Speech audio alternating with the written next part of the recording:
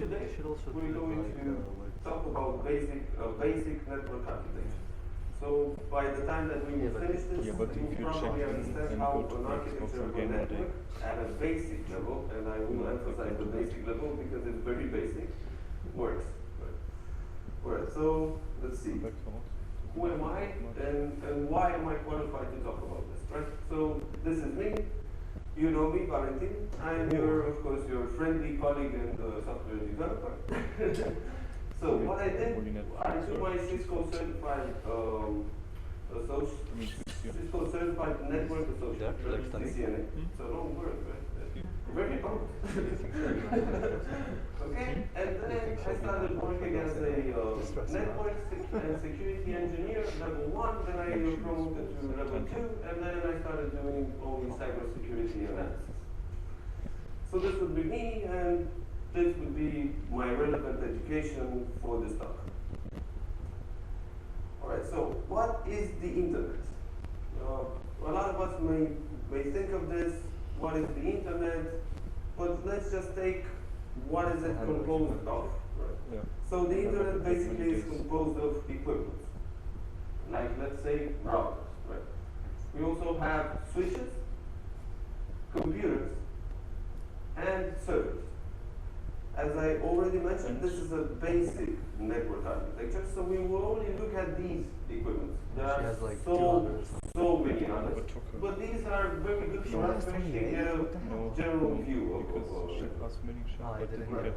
and of course the internet has the wire, because with no wire you will never have an internet, because basically the internet is composed of all these equipments connected together, and this is what the internet is. Okay. Now, in order for these equipment to communicate with each other, you will need protocols. Again, a pompous name doesn't make sense. For how can you actually exchange messages between equipment. So, this is our computer and this is our server. In order for them to exchange messages, a protocol. So let's put it this way: a protocol basically is exactly like you would say hello to someone. So I'm gonna there is a protocol between us all the time. So we guys say hello, you say hello, and then we shake our hands. So this is exactly how a network protocol is called. It's called the three-way handshake, and it's one of the basic, one of the most basic protocols that there are. So a computer sends a synchronized message to a server. Then the server sends back a synchronized message plus an acknowledgement. So what he says, he's saying, hello, this is me. And what he's saying is like, hello, I understood that you said hello to me. Hello, this is me. And then what the other one does, the first one, he would just say like, okay, I understood. And that's how they communicate. And these are messages which are exchanged between us, right? Between these equipments. So these are the protocols. This is the most basic and fundamental way. It's called the three-way handshake. Now, in order for them to communicate and for these protocols to be able to actually do their job, you need to have an IP address and a MAC address so that they know how to get from this computer, let's say, to this server. You need a MAC and an IP address.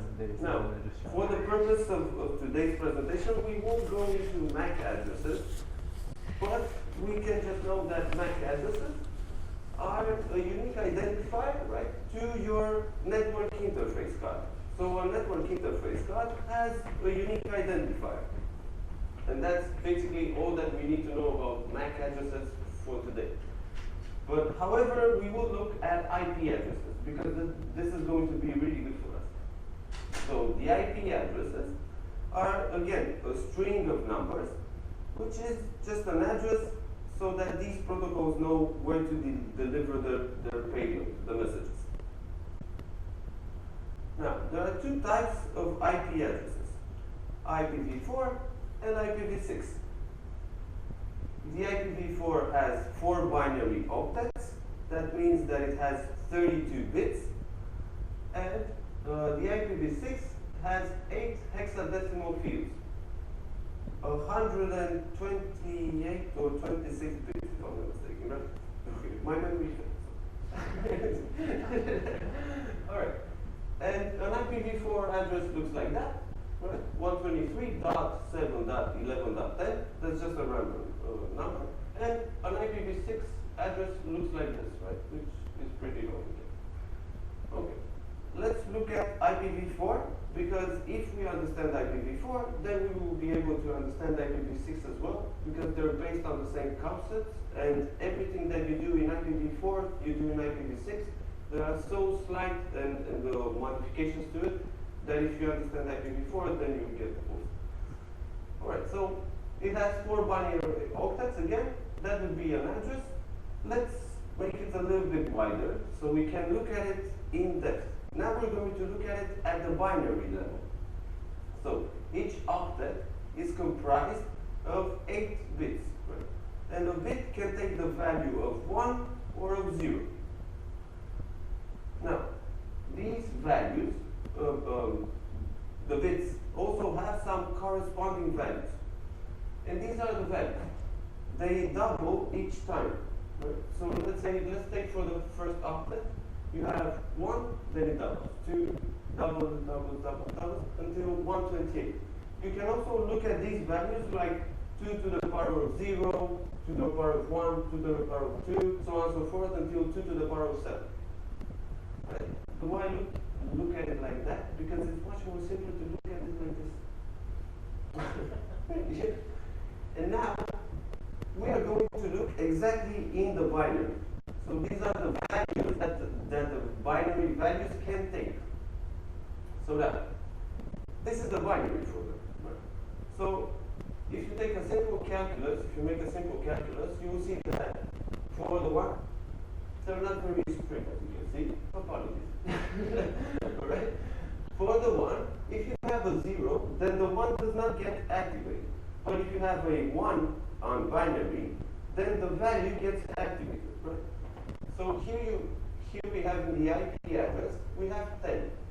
So in order to make a 10, you will have the 1, the 8 value corresponding to a 1. So that means that 8 has been activated, so we will calculate it. Right? And we will calculate 8 plus a 2. That will make a 10.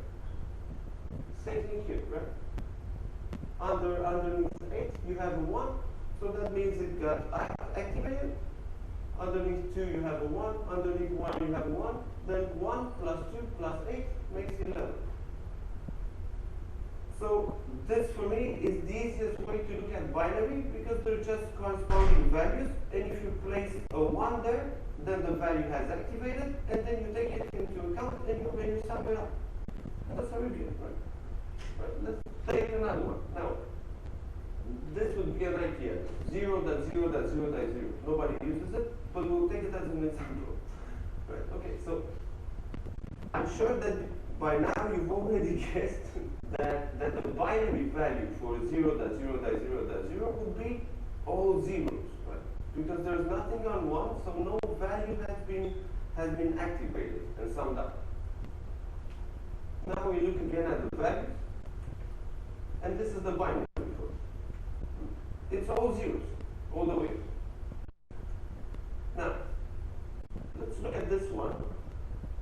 I didn't place here the binary values in order for you guys to sit and reflect for a bit. Like, how could you actually calculate it, right? And I would go like this. So first you would take, this is a 1, right? This would be pretty simple, obvious. This position will be 1, right? So that means that the 1 is calculated here, right? So you take this, you put it here. Right? Okay. Now, for this one, you will start with this. So 64, is it bigger than 56? It is. Okay? We leave it alone. We leave it as a 0. Then we go to 32. Is 32 less than 56? It is. Then we place this as a 4. Then we think of it like this. 32 plus 16. Is it bigger than 56? It is. Then we place this as a 1 as well. And so on and so forth until you get 56. And then you place the 8 as a 1, and then you get 56.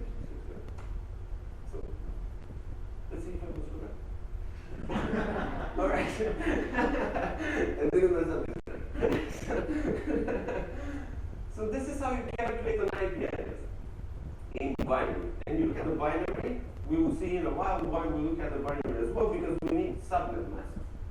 Okay. So this will be the binary for the IPv4. Okay. Now, we've placed some addresses for our computers and for our server in this network. Okay. In order for the protocols to actually communicate with each other, right? You can see they're up on top. You can see the protocol, right? Okay. Now, why do we need two types of IP addresses? So, IPv4 has 32 bits. That means that it can hold 4 billion addresses. That's all that it can hold. But this was very fine then for, I don't know, 1970s or when they did this, right? However, right now, in all the times, we definitely have more than 4 billion devices that we need to connect to the network, right? Okay, so then they invented IPv6, which has, I don't know, I don't know how much, I can't really read this, right? A lot, and 128 bits.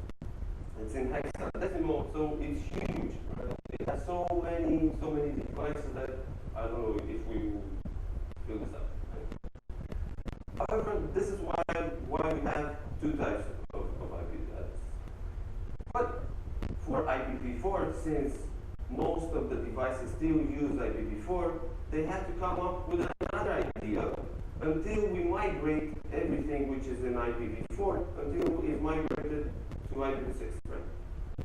So then they actually came up with this idea of making two types of IPv4s, private and public.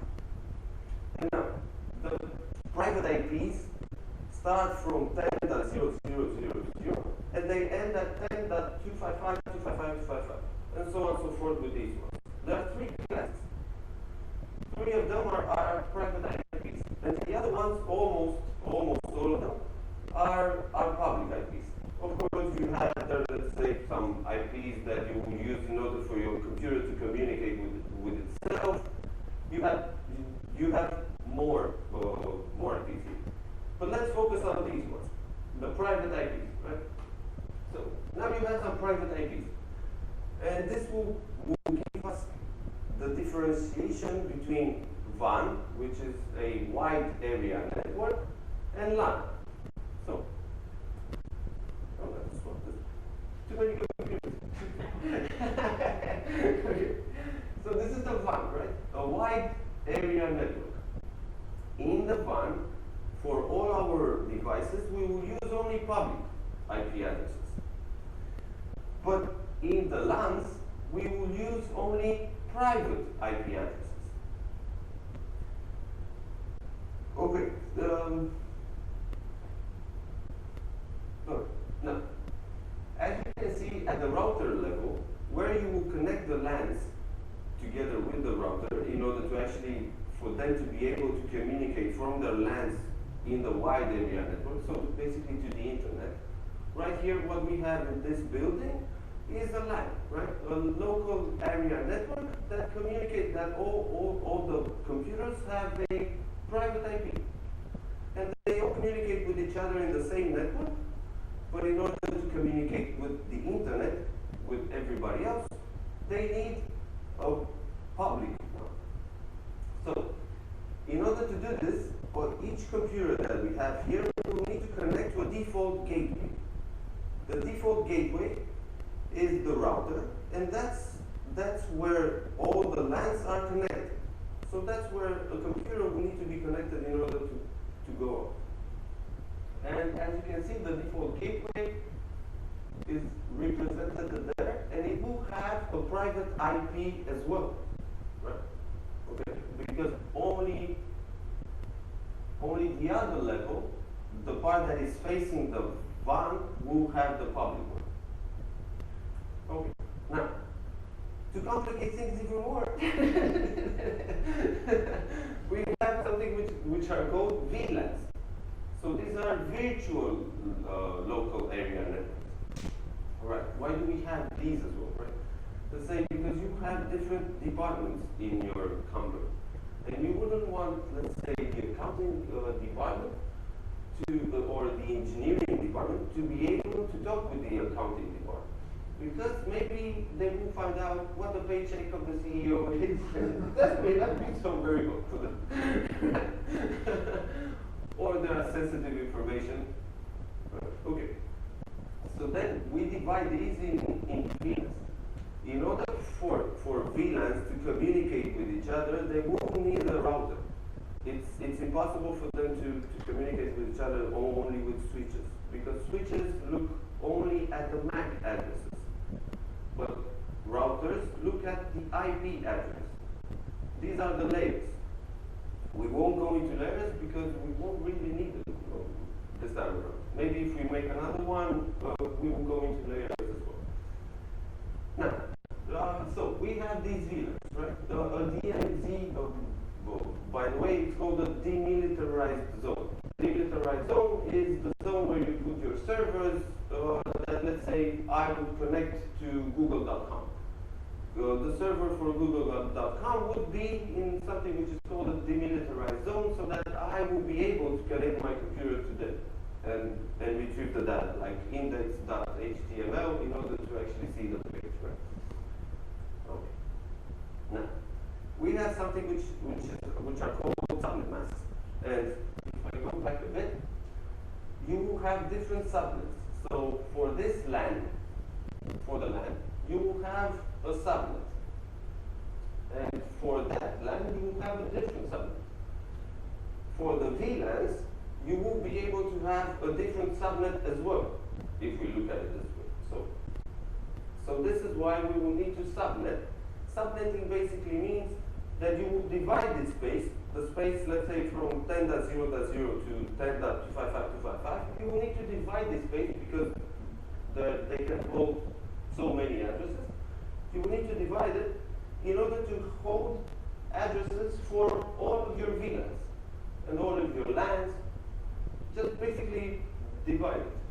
In order to do this, we use again binary mask.